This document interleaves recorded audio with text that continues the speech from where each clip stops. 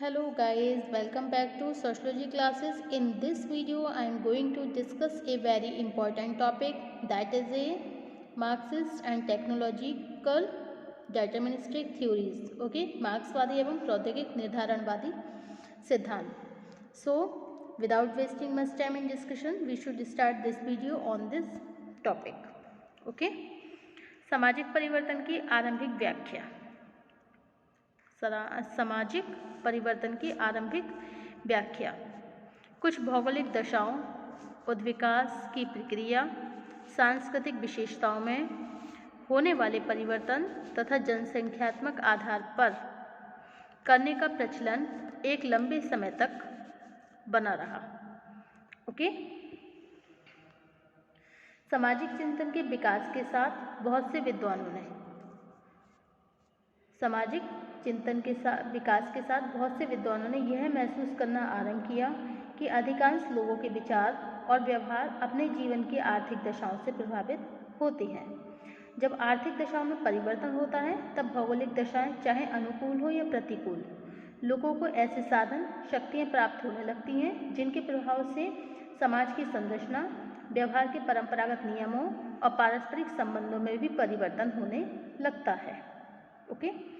स्वयं अपने समाज में हम इस दशा के प्रभाव को आसानी से समझ सकते हैं. आज से काफ़ी समय पहले हमारे देश की अधिकांश जनसंख्या गांव में रहती थी. ग्रामीण समाज में भारी निर्धनता होने के कारण लोगों का जीवन बहुत सरल था. अपनी सामान्य आवश्यकताओं को पूरा करने के लिए ग्रामीणों को सामंतों, जागीरदारों और जमींदारों की दया पर निर्भर रहना पड़ता था. इसके अलावा एक ऐसी सामाजिक व्यवस्था का विकास हुआ जिसमें समाज के कमजोर वर्ग को किसी तरह के अधिकार ही नहीं मिल सके.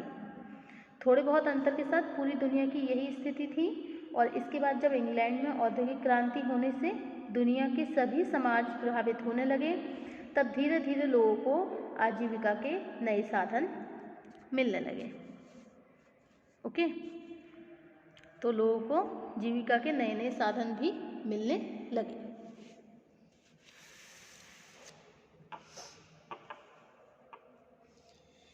आगे है थोड़े बहुत अंतर के बाद ही, मतलब दुनिया की यही स्थिति थी, इसके बाद भी जब इंग्लैंड में औद्योगिक क्रांति होने से दुनिया के सभी समाज प्रभावित होने लगे तो लोगों को आजीविका के नए साधन भी मिले और फलस्वरूप लोगों की आर्थिक स्थिति में भी काफ़ी सुधार आया. मजदूर और विभिन्न सेवाओं में लगे हुए व्यक्तियों के लिए अपने लिए नए सामाजिक, आर्थिक और राजनीतिक अधिकारों की मांग करना शुरू कर दी. इससे कितने ही देश गुलामी से मुक्त होकर स्वतंत्र हो गए और शोषणकारी सामाजिक व्यवस्था की जगह एक क्षमताकारी सामाजिक व्यवस्था विकसित होने लगी. आर्थिक दशाओं में परिवर्तन लाने में एक नई और विकसित प्रौद्योगिकी, टेक्नोलॉजी का योगदान सबसे अधिक रहा. इसी से प्रभावित होकर मार्क्स तथा वेबलिन ने आर्थिक तथा प्रौद्योगिक आधार पर सामाजिक परिवर्तन के सिद्धांत प्रस्तुत किए. ओके. अब नेक्स्ट टॉपिक है आपका सामाजिक परिवर्तन का मार्क्सवादी सिद्धांत, Marxist theory of social change. Okay. Karl Marx वह पहले विचारक थे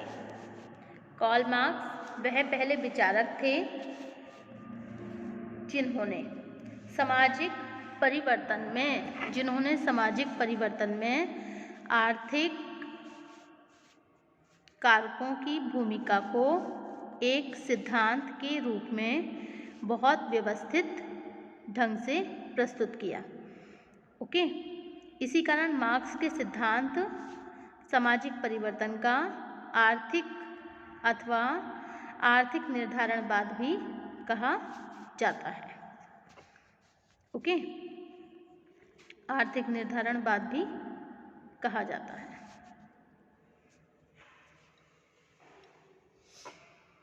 तो कार्ल मार्क्स वह पहले विचारक थे जिन्होंने सामाजिक परिवर्तन में आर्थिक कारकों की भूमिका को एक सिद्धांत के रूप में बहुत व्यवस्थित ढंग से प्रस्तुत किया. इसी कारण मार्क्स के सिद्धांत को सामाजिक परिवर्तन का आर्थिक सिद्धांत अथवा आर्थिक निर्धारणवाद, इकोनॉमिक डिटरमिनिज्म भी कहा है।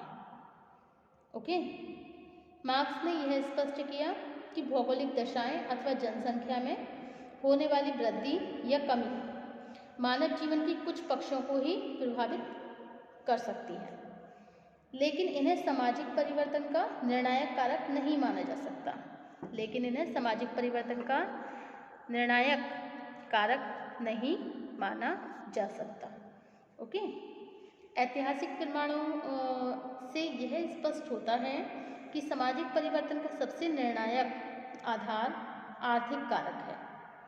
सामाजिक परिवर्तन के बारे में मार्क्स के विचारों को समझने से पहले यह जानना आवश्यक है कि आर्थिक कारक से मार्क्स का आशय किन कारकों से है।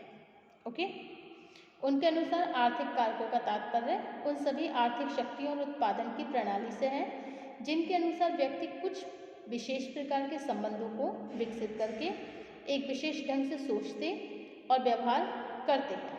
ओके, इस दृष्टिकोण से कुछ भौतिक शक्तियों के बीच होने वाला द्वंद्व उत्पादन की एक विशेष प्रणाली, पूंजी, प्रौद्योगिकी का रूप, अतिरिक्त मूल्य, सरप्लस वैल्यू, आर्थिक वर्ग, इकोनॉमिक सेक्शन एंड वर्ग संघर्ष में प्रमुख आर्थिक कारक हैं जो किसी भी समाज में परिवर्तन उत्पन्न करते हैं। ओके, मार्क्स के अनुसार मानव सभ्यता के प्रत्येक गुण में इन आर्थिक कारकों के आधार पर इतिहास की वास्तविक व्याख्या की जा सकती है। ओके,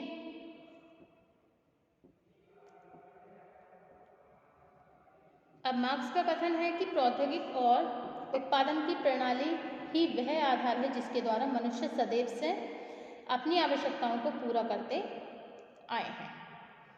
ओके, इतिहास की भौतिकवादी व्याख्या। अब इतिहास की भौतिकवादी व्याख्या करने के लिए मार्क्स ने विस्तार से यह स्पष्ट किया कि आर्थिक दशाओं और उत्पादन के संबंधों के आधार पर प्रत्येक युग दो परस्पर विरोधी वर्गों में विभाजित रहा है। एक वर्ग वह है जिसका उत्पादन की शक्तियों पर अधिकार होता है और दूसरा वह जिसका विभिन्न प्रकार से शोषण किया जाता है। इस आधार पर मार्क्स ने मानव इतिहास को 5 भागों में बांटा है: आदिम साम्यवादी युग, दासता का युग, सामंतवादी युग, पूंजीवादी युग और समाजवादी युग। ओके, मार्क्स के अनुसार पूंजी वह धन है जिसका उपयोग श्रमिकों का शोषण करने के लिए किया जाता है। ओके, अब पूंजीवादी व्यवस्था में श्रमिकों का शोषण क्या है, इसे स्पष्ट करने के लिए मार्क्स ने अतिरिक्त मूल्य की अवधारणा भी प्रस्तुत की है। मार्क्स के अनुसार अतिरिक्त मूल्य उन दो मूल्यों के बीच का अंतर है जिसे श्रमिक वास्तव में पैदा करता है तथा जिसके बदले वह वास्तविक मजदूरी को प्राप्त करता है। ओके, अब नेक्स्ट है आपका मार्क्स के विचारों की समालोचना। सामाजिक परिवर्तन की विवेचना में मार्क्स के आर्थिक सिद्धांत को बहुत महत्वपूर्ण माना जाता है, लेकिन सारोकिन, पॉपर, रेस्ट्रो, मैक्स, ब्लैक तथा अनेक दूसरे विद्वानों ने मार्क्स के सिद्धांतों के दोषों का भी उल्लेख किया। मार्क्स ने सामाजिक परिवर्तन की दशा को स्पष्ट करने के लिए प्रौद्योगिक तथा उत्पादन प्रणाली को इसके मूल कारण के रूप में स्पष्ट किया। नेक्स्ट पॉइंट है, अपने सिद्धांत में मार्क्स ने उत्पादन के संबंधों, उत्पादन की शक्तियाँ तथा आर्थिक कारक जैसे शब्दों का प्रचुरता के साथ उपयोग किया। And next, according to Seligman ने कहा है कि आर्थिक कारकों का तात्पर्य केवल उत्पादन प्रणाली से संबंधित दशाएं ही नहीं है। केवल उत्पादन प्रणाली को ही एकमात्र आर्थिक कारक मानने से मार्क्स के विचार बहुत संकुचित हो जाते हैं। नेक्स्ट है, मार्क्स का कथन सही प्रतीत नहीं होता, मतलब ये कथन भी सही प्रतीत नहीं होता कि विभिन्न व्यक्ति और वर्गों के बीच स्थापित होने वाले आर्थिक संबंध उत्पादन प्रणाली में होने वाले परिवर्तन के अनुसार ही बदलते रहते हैं। यदि ऐसा होता है तो समान उत्पादन प्रणाली से संबंधित सभी समाजों में व्यक्तियों के संबंधों की प्रकृति एक जैसी होती है। नेक्स्ट है, मार्क्स के सिद्धांत को कुछ विद्वान इस दृष्टिकोण से काल्पनिक और अव्यावहारिक भी मानते हैं। ओके, अब है वेवलिन का प्रौद्योगिक सिद्धांत, technological theory of the Veblen. Thorstein Veblen एक प्रमुख प्रौद्योगिक निर्धारणवादी मतलब टेक्नोलॉजिकल डेटरमिनिस्ट हैं। उनका विचार है कि प्रौद्योगिक कारक सामाजिक परिवर्तन लाने के लिए सबसे अधिक उत्तरदायी होते हैं। वेवलिन से पहले F.J. टर्नर तथा अनेक दूसरे विद्वानों ने सामाजिक परिवर्तन में प्रौद्योगिक कारकों के प्रभावों को बहुत व्यवस्थित ढंग से व्यवस्थित किया और स्पष्ट भी किया। वेवलिन ने अपने लेखों द्वारा इसी तथ्य को अनेक ऐतिहासिक उदाहरण द्वारा भी पुष्ट किया। ओके,